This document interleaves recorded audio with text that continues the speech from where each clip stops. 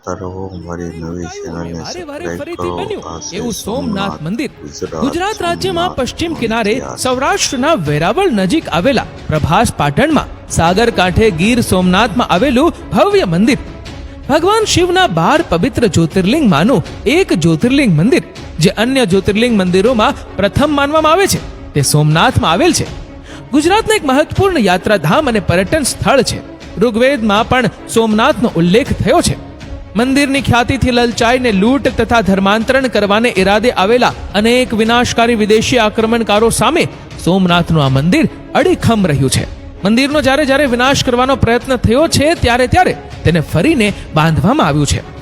કહેવાય છે કે સોમ એટલે ચંદ્ર ભગવાને સોનાનું, રાવણે ચાંદીનું અને શ્રી કૃષ્ણએ લાકડાનું મંદિર બાંધ્યું હતું. ચંદ્રદેવને 27 પત્નીઓ હતી જેને આપણે આજે 27 નક્ષત્રોના નામોથી ઓળખીએ છીએ. તે બધી દક્ષ પ્રજાપતિની પુત્રીઓ હતી.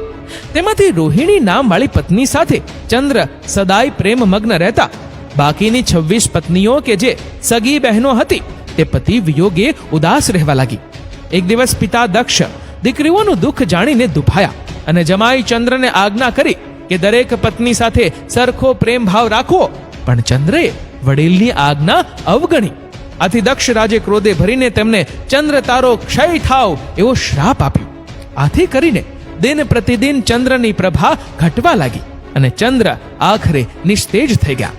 આથી પ્રજાપતિ બ્રહ્માની સલાહથી સૌથી પ્રિય પત્ની રોહિણી સાથે ચંદ્રએ આ સ્થળે પ્રભા પાછી મેળવવાની આશા સાથે પ્રભુ શિવજીનું ધ્યાન કર્યું ને તપસ્યા કરી.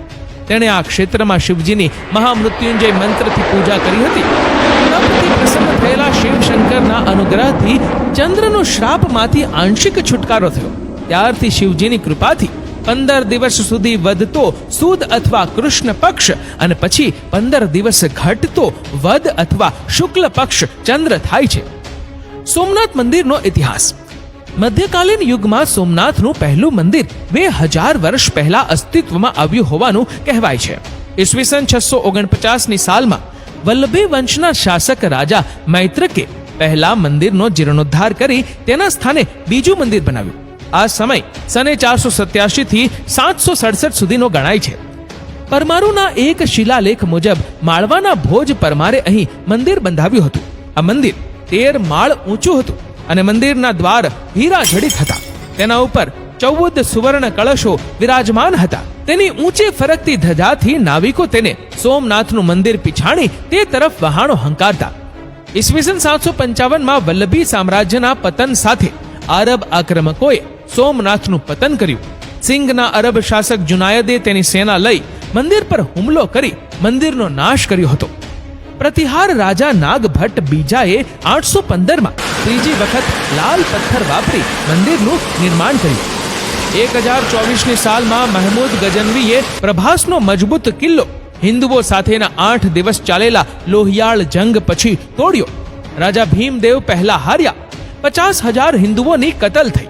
તેણે મહાદેવજીની 5 ગજ ઊંચી અને 2 ગજ પહોળી મૂર્તિ તોડવા માંડી.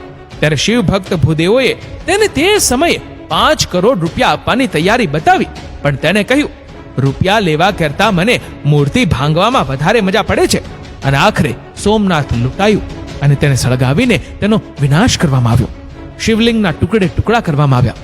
મહમૂદને એક જ માસમાં રાજા પરમદેવે ત્યાંથી ભગાડ્યો.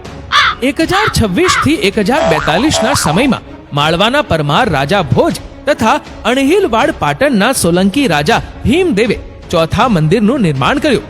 તે જીર્ણ થતા સમ્રાટ કુમારપાળે સને 1169માં આ મંદિરની રચના પુનઃ કરાવીને ફરીથી મંદિરની મહેમાનો અને જાહો જલાલીનો યુગ શરૂ કર્યો. આ પછી 120 વર્ષે સને 1299ની સાલમાં જ્યારે દિલ્હી સલ્તનતે ગુજરાતનો કબજો કર્યો ત્યારે અલાઉદ્દીન ખિલજીના સેનાપતિ ઉલુગ ખાને મૂર્તિના ટુકડે ટુકડા કર્યા અને ગાડામાં ભરીને તે દિલ્હી લઈ ગયો. સોમનાથનો વિનાશ કરવામાં આવ્યો. 11મી સદીમાં આ વિનાશ પહેલા સોમનાથની સમૃદ્ધિ કેટલી વિપુલ હતી તેનો ઉલ્લેખ મળે છે કે સ્થાનીય રાજાઓએ મંદિરના નિભાવ માટે 10,000 ગામડા અર્પણ કર્યા હતા. આ પવિત્ર સ્થળમાં 200 મણ વજનની સાંકળો ઉપર સોનાની ઘંટડીઓ ઝૂલતી હતી જેના દ્વારા શિવ પૂજાના સમયની જાહેરાત કરાતી. 56 જેટલા સાગના વિરાટ સ્તંભો ઉપર આ મંદિર ઊભું હતું. સેંકડો નટ નટીઓ નૃત્ય કરીને ભગવાન શિવને રીઝવતા. થાંભલે થાંભલે હિન્દુસ્તાનના રાજવીઓના નામ, ઇતિહાસ અને ખજાના ભર્યા હતા.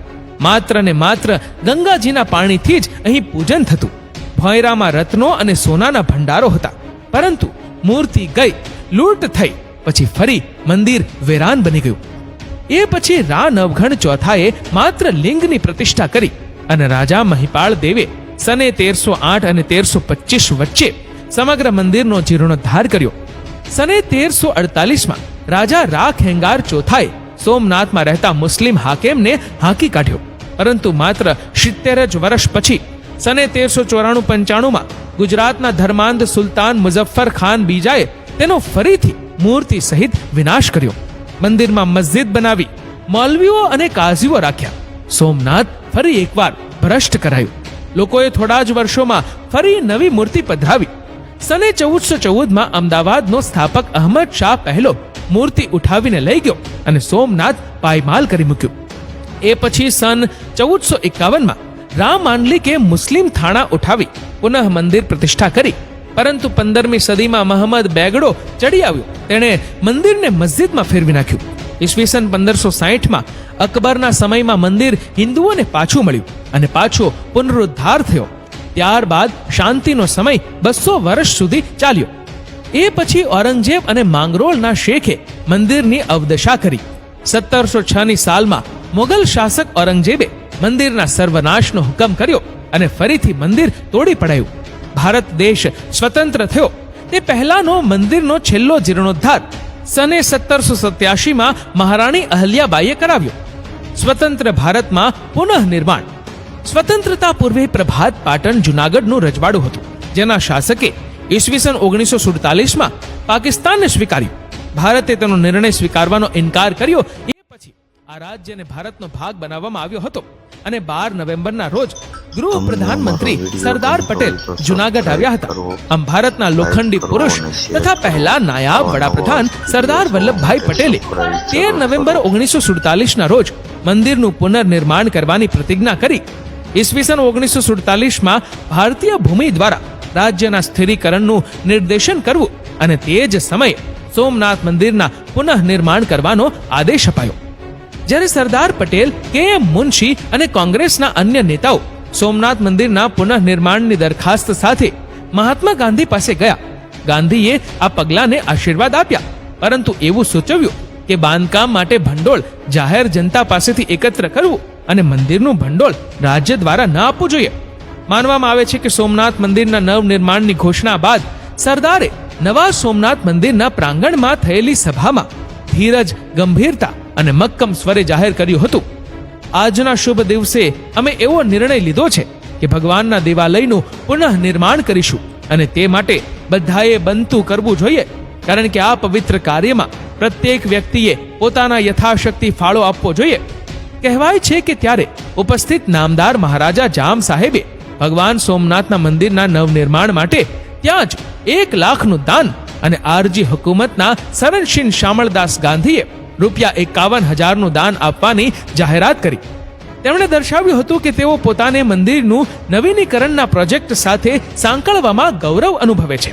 જો કે ટૂંક સમયમાં બંને ગાંધીજી અને સરદાર પટેલ મૃત્યુ પામ્યા અને મંદિરના પુનઃનિર્માણનું કાર્ય મુનશીજીએ ચાલુ રાખ્યું, જેઓ વડાપ્રધાન જવાહરલાલ નહેરુના નેતૃત્વમાં ભારત સરકારના ખાદ્ય અને નાગરિક પુરવઠા માટેના પ્રધાન હતા.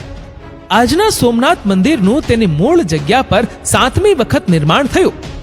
મે 1951માં મુનશીજી દ્વારા આમંત્રિત ભારતના પ્રજાસત્તાકના પ્રથમ રાષ્ટ્રપતિ ડોક્ટર રાજેન્દ્ર પ્રસાદે જ્યોતિર્લિંગની પ્રતિષ્ઠાન કરવાની વિધિ કરી.